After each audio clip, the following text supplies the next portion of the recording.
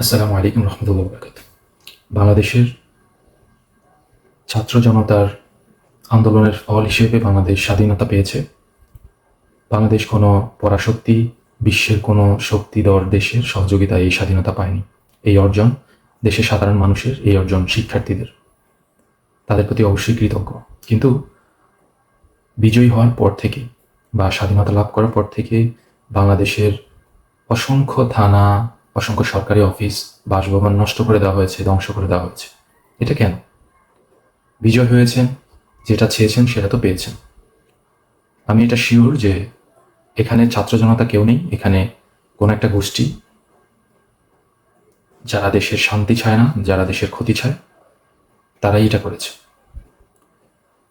আওয়ামী লীগের অফিসে আগুন দিয়েছে, সেটা না হয় মেনে নিলাম, কিন্তু থানাতে আগুন দেওয়ার মানে কি? থানা তো আমাদের দেশের রাষ্ট্রীয় সম্পদ, সেখানে আগুন দেওয়ার মানে কি? চিহ্নিত কিছু পুলিশ অফিসারের কারণে সাধারণ পুলিশরাও মার খেয়েছে। হ্যাঁ, তাদেরকে হুকুম দেওয়া হয়েছে, তারা হুকুম মানতে বাধ্য ছিল, কিছুই করার নেই। কিন্তু তাই বলে তাদের উপর অতিরিক্ত আক্রমণ করাটা ঠিক না।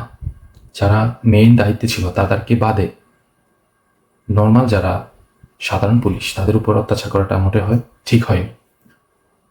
তার পাশাপাশি বিভিন্ন থানার মধ্যে মানুষ আজকে এই সমস্যার মধ্যেও অনেকের বিভিন্ন প্রয়োজনে থানায় আসতে হয়, কিন্তু থানায় গিয়ে কোনো সেবা পায় না, কারণ থানা অফ করে দেওয়া হয়েছে, থানা গড়িয়ে দেওয়া হয়েছে, থানা পুড়িয়ে দেওয়া হয়েছে। এতে ক্ষতিটা আমাদের সাধারণ মানুষেরই হচ্ছে। দয়া করে পুলিশদের উপরে, সাধারণ পুলিশদের উপরে আক্রমণ করবেন না, পাশাপাশি থানাগুলো পুড়বেন না, সরকারি প্রতিষ্ঠান পুড়বেন না, কারণ এগুলো আমাদের রাষ্ট্রীয় সম্পদ। আপনার টাকা দিয়েই এগুলো গড়া হয়েছে, আবার আমাদের টাকা দিয়ে সেগুলো তৈরি করা হবে। তাহলে ক্ষতিটা কার? সরকার তো পালিয়ে গেছে, যারা দুর্নীতিবাজ তারা তো পালিয়ে গেছে বা লুকিয়ে আছে। তাদেরকে পারলে খুঁজে খুঁজে বের করুন, এমনকি পুলিশ অথবা সেনাবাহিনীর হাতে তুলে দেন। তার পাশাপাশি একজন পুলিশ আমি দেখেছি লাইভে এসে বলেছেন যে আমরা আসলে হুকুম পাওয়ার পর আমরা দায়িত্ব পালন করতে হয়েছে, না হলে আমাদের উপর আক্রমণ আসতে পারতো বা উপর থেকে আমাদের উপর চাপ আসতো, তাই আমরা বিপদে পড়ে তাদের কথা মানতে হতো। কিন্তু আমাদের দোষের চাইতে বেশি দোষ হচ্ছে আমাদের উপদস্থ যারা কর্মকর্তা ছিল, পুলিশ অফিসার যারা ছিল দায়িত্বরত, তাদের দোষ। তো তাদেরকে খুঁজে খুঁজে বের করুন দয়া করে, আর দেশের মধ্যে বিশৃঙ্খলা সৃষ্টি করবেন না।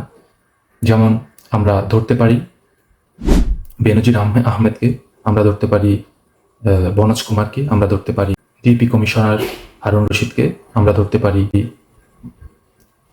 রমনা থানার এডিসি হারুন রশিদ। এরকম করে আমরা অসংখ্য পুলিশ অফিসার আছে যাদেরকে ধরিয়ে দিতে পারি।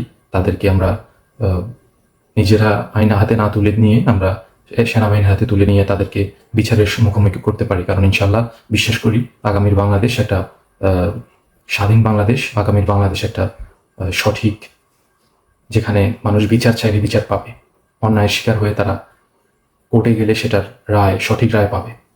তাই নিজের হাতে আইন না তুলে নিয়ে সেনাবাহিনী যেহেতু দায়িত্বরত আছে তাদের হাতে তুলে দেন। আর সেনাবাহিনীর যদি কোনো সমস্যা থাকে সেটাও সেনাবাহিনীর উপর লেভেলের যারা অফিসার আছে তাদের হাতে তুলে দেন তাদেরকে। কিন্তু দেশে এই অরাজকতা সৃষ্টি না করে দয়া করে একটু সতর্ক থাকুন। আমরা যা চেয়েছি তা পেয়েছি, এর চেয়ে বেশি আর দরকার নেই।